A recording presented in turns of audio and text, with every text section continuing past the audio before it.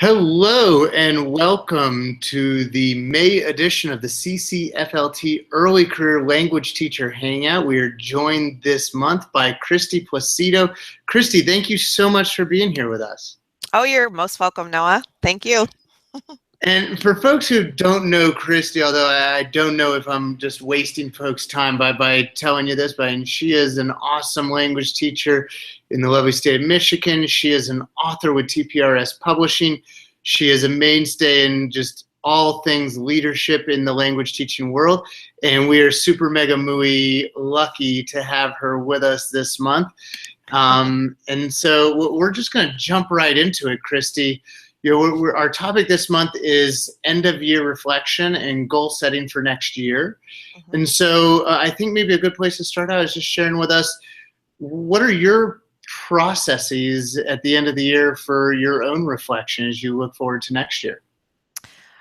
Well, we have to set goals as part of our evaluation, as I'm sure most teachers do. So that's part of my process. I have to come up with my official goal statements for my administrator. But I always have goals, and they're always a moving target.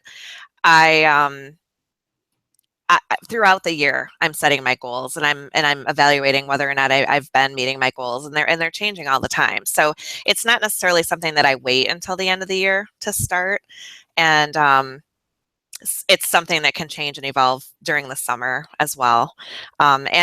A lot of it happens through talking to other teachers, really, whether it be on Twitter or talking, texting with my friends, or just hanging out by the pool with my local friends. We're always talking about what we do. That's just what teachers do. And, say a little bit about that sort of moving target. I really like that idea that you don't just wait for the end of a semester, end of a year to start doing your reflection. I mean, I set goals, mini goals all the time. I mean, if I'm going to teach a lesson, I have goals for that lesson in mind. And sometimes kids will surprise me. Sometimes they will do something totally unexpected, and I might start thinking, what made them do that? Did I do something different? Why did this go differently this year than it did the year before?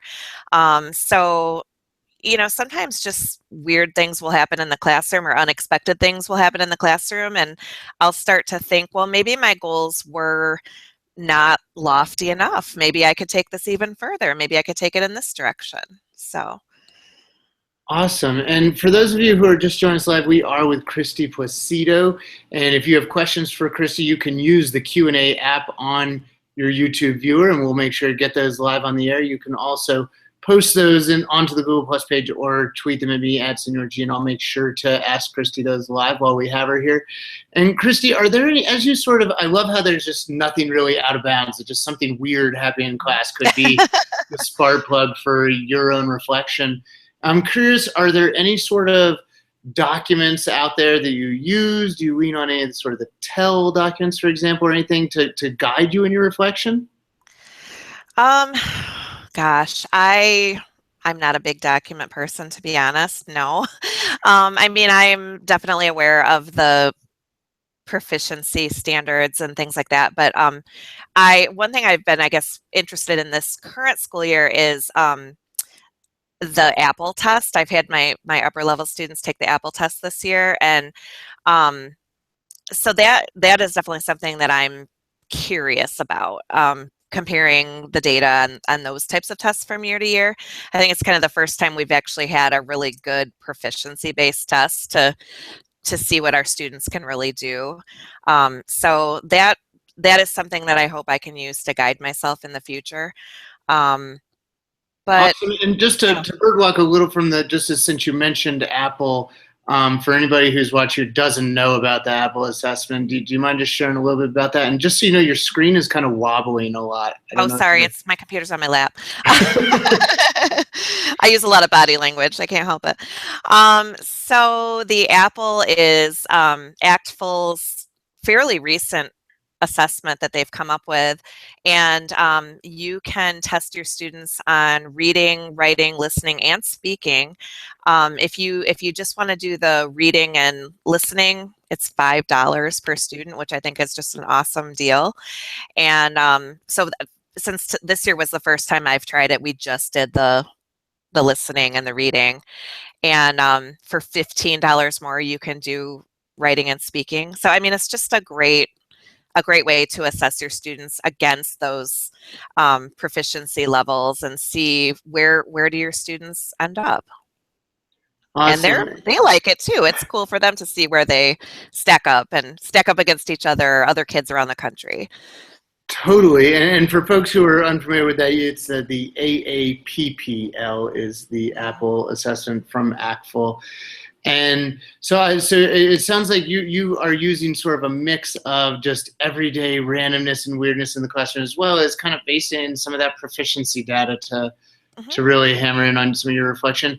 I'm curious, especially because the folks who are watching this a lot of times are early career language teachers. Can you describe a little bit just your own evolution as a professional when it comes to that sort of reflection and goal setting? Oh, wow. Like I know for myself, reflection at the end of the year, early career was, I made it. Yeah, exactly. I mean, when I think back to my early career, I almost feel like I was semi-obsessed with my job. I was always analyzing every little thing that I did and personalizing it way too much and blaming myself for every little thing that went wrong every day. I mean, I would almost say I might have reflected a little bit too much because it just became a all-encompassing, what am I going to do differently? And that's not necessarily healthy. I think I've found a little bit more balance as I've gone forward in my career, and maybe I just know what I'm doing a little bit more now than I did. But sometimes I think you just have to learn how to switch that off. At some point when you go home for the evening, you've got to stop that reflection process because it can just become too much when you're just starting out. There's so many things that you have to focus on. And sometimes it's a challenge just to show up and have your lesson plans done and remember to take attendance. And, not every day is going to be a stellar lesson plan, and not every day the kids are not going to respond the way you had envisioned when you were planning your lesson. And that's just part of the process. Totally. And before I get to my next question, we did just have a few new people join us. Welcome. You're at the CCFLT Early Career Language Teacher Hangout with Kristy Placido. You can get your questions live on the air to Kristy using your Q&A app on your viewer, or you can tweet them at me, and I will make sure to get those on the air for Kristy. And Kristy, you started out tying the reflection process to the evaluation process. I'm wondering, as somebody who's managed to stick around for beyond just the early career at this point, do you have any tips on how folks who are earlier in the career can really use that reflection goal setting process to, I don't know, win friends and influence people at the supervisory level, through that evaluation process to really kind of wow their supervisors?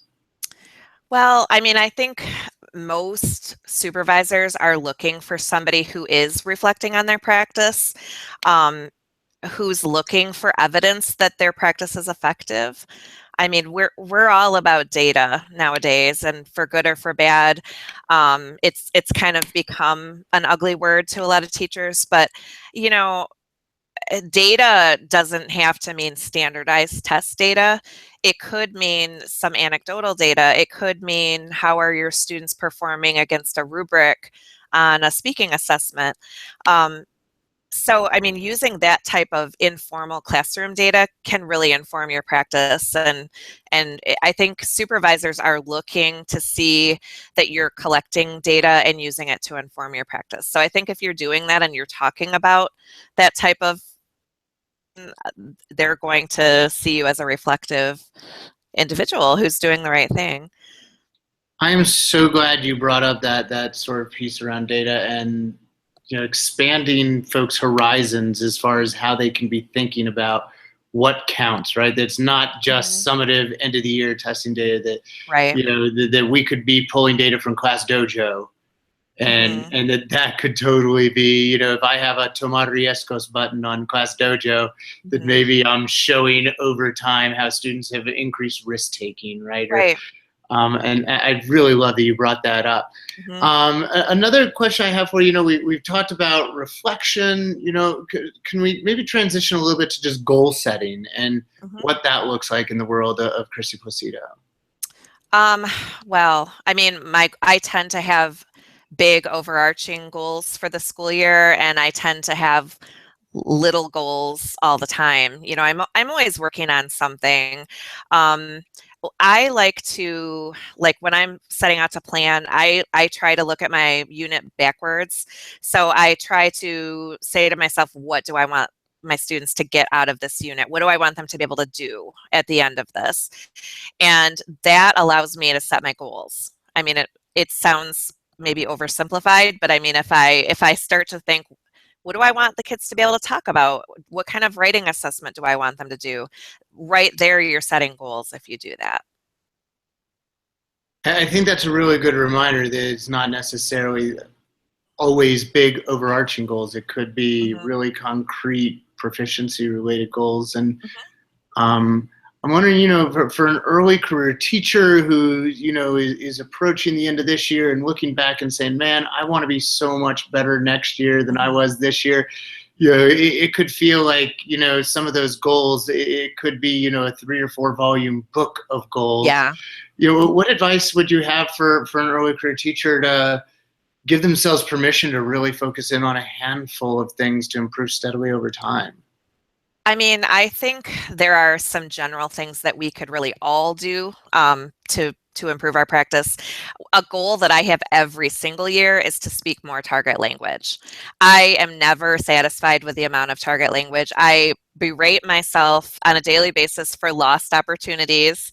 And I think so that for me, that's something that is just never not a goal. I always know that I can do better with that. Another goal that I always have for myself is what could I do to extract more from whatever it is that we're talking about in class? What could I do to go a little deeper into a topic or explore something a little further?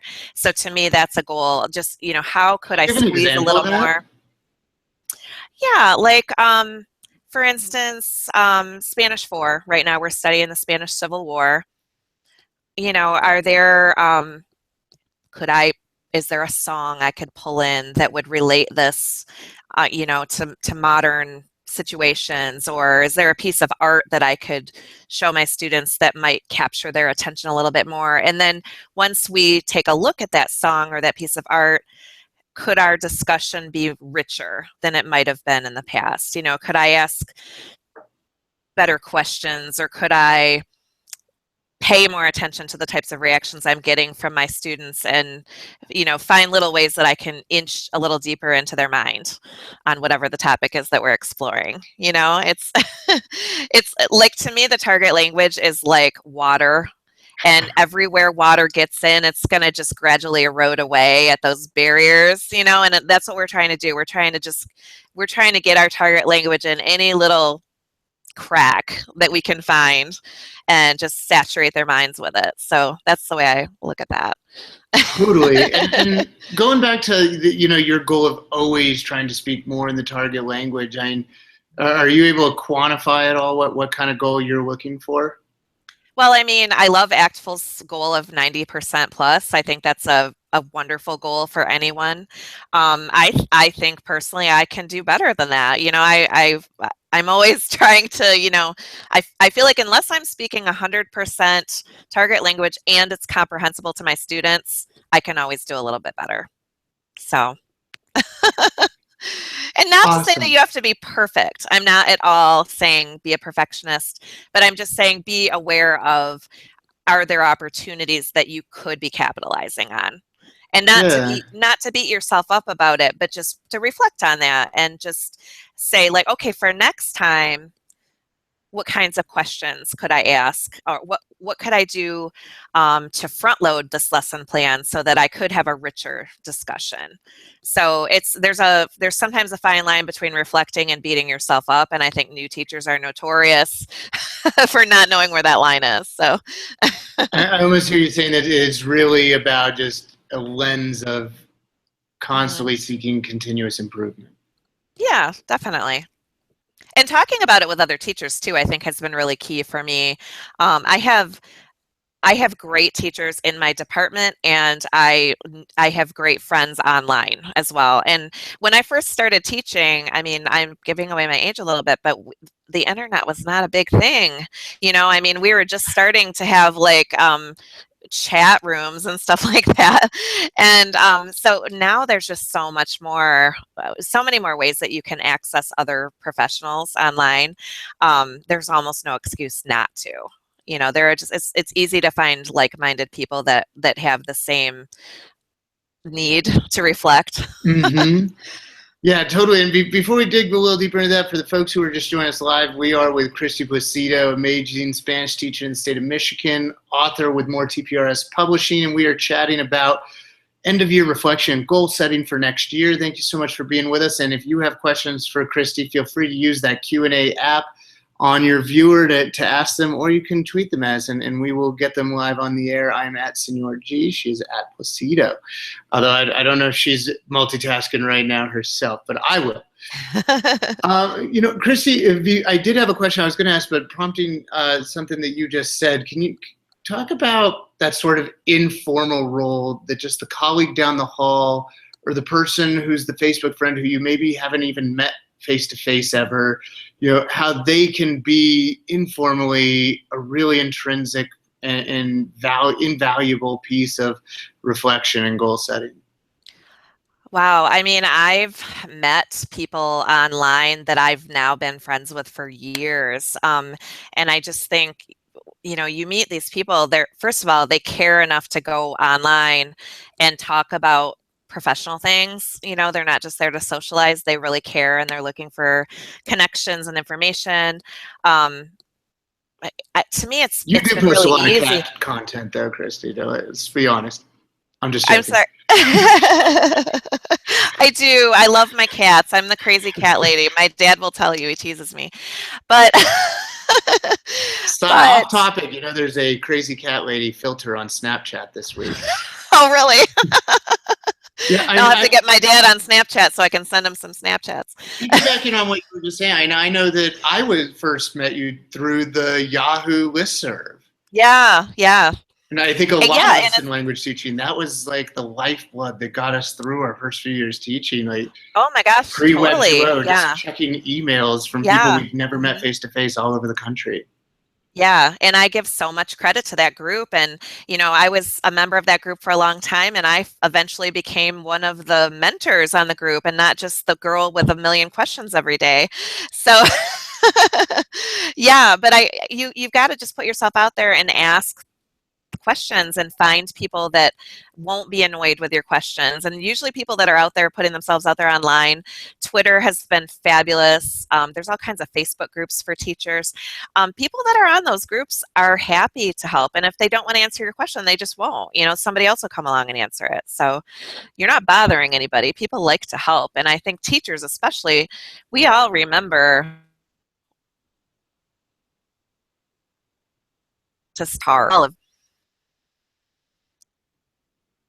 Did we lose Kristy? I can hear you. Okay, good. Sorry, you froze on my screen. I got a little worried there. Quickly, Kristy, I wanted to get in a question about, when you look ahead to goal setting for the fall, there's all these days and weeks and fun experience in between now and then, and there's a whole lot of opportunity to not follow through on these goals that we set, or that we set a goal now and it's crystal clear in our head and it just goes out into the ether during that vacation. Are there can you share a little bit about your process, and maybe even just any protocols that you have in place to help hold yourself accountable? Maybe it's not stuff that you're sharing with the principal on that evaluation piece, but just to help yourself remember what those goals are and feel kind of a boot be sneaking up behind you if you're not. Yeah, well, a part of that for me, it goes back to that whole online piece again. I have a blog, and I try to share process working on and that kind of thing. I think if you can somehow write it down in the moment when you're actually concerned about it, you can come back to that later and kind of recapture those feelings. So I think blogging, a lot of new teachers don't necessarily have time to start a blog, but maybe just participating in an online group of some sort where you're sharing your feelings or thoughts in writing can kind of hold you accountable. Or just having like one or two buddies that you're sharing things with, and it kind of like an accountability system can kind of bring you back to that. But I think totally, like, when you're a teacher, it comes to August or whenever your school starts for the year. I know some schools start in July. You get to be about 3 weeks out from the school year, and you are very much confronted with what is about to happen. Those those reflections are going to be coming back fresh and clear in your memory, I think, by the time you're preparing for the new school year. At least they are for me. Totally. I really like what you're saying there about the idea of a blog, and just the idea that thinking publicly, even if your blog is semi-private or totally private, that it's can be a sort of impetus to accountability there for yourself, not for anybody else, just for you, and because it's what's best for kids. And I also, just speaking from experience, think it's kind of rewarding too when somebody reads your blog, even if you only get one read, that's still kind of cool. And then I know that I was blogging very early in my career, and it would be interesting, a year and 2 years later, where people who had been following it would start writing in and saying, you're really finding your voice. And I don't know if you had that experience of people noticing and letting you know, hey, I'm appreciating this growth and that I'm seeing from you. And so that for me was really rewarding and allowed me to keep going. Have you had that? Yeah, definitely. One thing that people have told me over and over again throughout the years, I've always been very open, and I don't recommend that you air all your dirty laundry online, but I think you can be honest about your struggles and your challenges. And people have always said to me, I really appreciate that you're not afraid to talk about the problems and the failures that you've had, because I can relate to that. And when you start talking about things that are problematic for you, other people are going to say, you know what, that happened to me too, and they might have solutions, or they might at least be somebody that you can collaborate with and try to set better goals for the future. So don't try to paint yourself as a person who never has a struggle, because nobody is going to believe that anyway. Find some people that you can trust and be open about what's going on, and be willing to collaborate and admit to your failures. Well, maybe that's the perfect segue to go ahead and ask you, as your year is wrapping up and you're reflecting on your own year, are there any failures that you want to openly share with anybody who's watching this live or recording? Yeah, I am an open book. I have got some freshmen this year that have been kind of challenging for me. They're really nice kids, but they've just been, attention span wise and behavior wise, they've been challenging for me. And I feel like I have held back with them a little bit. I feel like I haven't always given it my all, and maybe haven't done certain activities with them because I was afraid that they wouldn't behave. And I'm kind of at the point now in the year where I'm like, I should have just done it. I should have just done what I wanted to do and disciplined kids that didn't do what they were supposed to do, rather than just being a chicken about it and saying, oh no, I don't want to do that activity because it's never going to work with this group. Now I'm kind of like, oh, I should have just done it and let it fail if it was going to fail. So holding back too much. Wow, I so appreciate just that honesty, because I know that there's a lot of people who are watching this and who are going to watch this who are going to say, that's me. Like, it's so good to know that the Kristy Placido also has freshmen who impact her teaching. Yeah. And, my son's a freshman this year, and he goes to my school. So, I can't be coming down on his friends every single day. That's a hard position to be in. The added pressure. Wow. Yeah, really. And in the spirit of not only looking at the reflections, also the goal setting. What kind of goals are you saying for yourself for next year? Next year, well, I kind of have already addressed the goal. Those really are my goals that I was talking about earlier.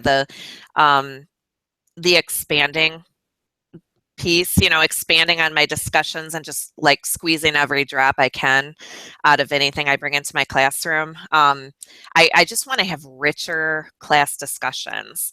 Another goal that I have for myself is I want to work on writing a little bit more with my upper level kids. I feel like they're ready to do some refining, and I could probably be pushing them a little bit more than I am. So that's another little goal that I have. Awesome. I love that so much. Totally unrelated. If you haven't checked out Hypothesis, that might be something you're going to fall in love with over this summer to bring into those upper level students. Okay, cool. Little Chrome extension for collaborative annotations. Oh, I will by check the way, that out. Laura Trickle did just let us know it's good to know that veteran teachers have these experiences too. So, so thank you for opening up and being vulnerable and sharing that. Folks, so many folks out there are using your materials in their classes. Your novellas and just all the things you've created. I'm sure that there's a lot of people who still are diving into those more TPRS listserv archives and finding the resources that you create around other people's novellas. And I'm just really excited to find out, what's kind of in the Kristy Placido pipeline. What's next? Ooh, well, actually, I am working on a book right now. It's very early stages, but I'm a huge fan of the show El Internado Laguna Negra. For Spanish teachers out there, if you've not seen it, it's on Netflix. It's amazing. So I decided I want to set a novella in a boarding school. So I'm working on that right now. I'm also working on, I started up a Teachers Pay Teachers store last December, so I've been working quite a bit on that as well. So. And folks here, what do folks need to use to find you on Teachers Pay Teachers? My store is called Teaching in Target, as in the target language. Perfect. Not the bullseye, not the red bullseye. No, but it does have a little red sort of bullseye logo because, I got to capitalize on that.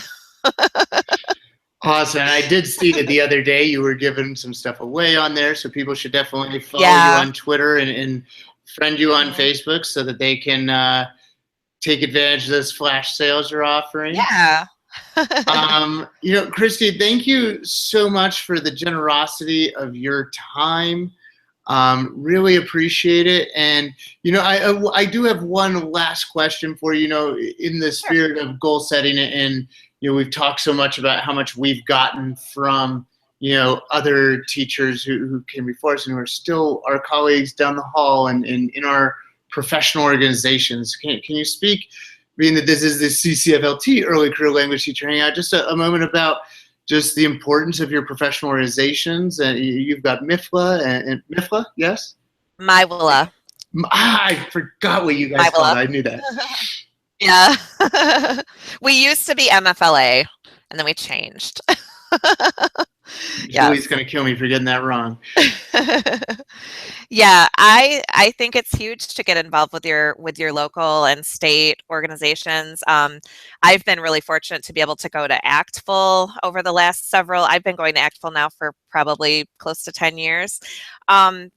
It's just a different environment when you go to these professional conferences. And I think sometimes as teachers, you don't always feel like you're being valued as a professional when you're in your own little classroom. You sort of feel like, you're doing the grunt work from day to day sometimes. And you go to these conferences and you get to network with passionate professionals who care deeply about not only what's going on in their own classroom, but what's going on in the profession at large.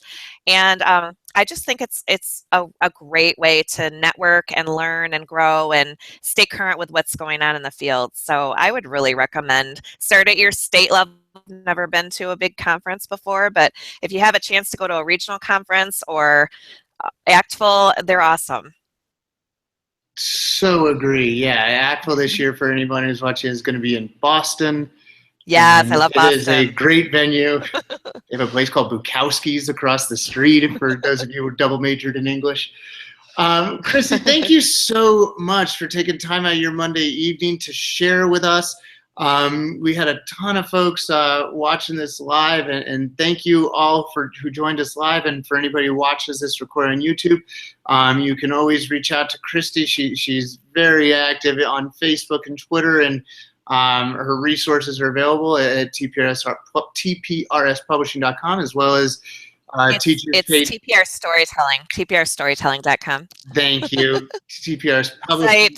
My blog is kplacido.com if anyone wants to come and check that out. And Teachers Pay Teachers, the store again for anybody who missed that is? Teaching in Target. Awesome. Well, hey, and I want to make a plug if you don't mind. Can I plug real quick? I would like to just invite anyone who is free this summer to check out the IFLT conference. It's going to be in Chattanooga in July. And if you go to tprstorytelling.com, you can get information about that. It's going to be awesome. So if you're looking for some training, also new blog that we started up, it's called CI Peak, P-E-E-K, Comprehensible Input Peak. And we have guest posts every week from awesome teachers from all over the country. So check it out. End of plug. Awesome. Thank you so much. No, please plug it. People are looking for these things. Well, thank you everybody so much for watching. This has been our final CCFLT Early Career Language Teacher Hangout of the 15-16 school year. We hope you have an awesome finale that you are building up to this year, and that your goal setting and reflection is going fantastic and setting you up for success next year. And until the fall, I'm Noah Geisel. She is Kristy Placido. Have an awesome evening. Thanks, Noah.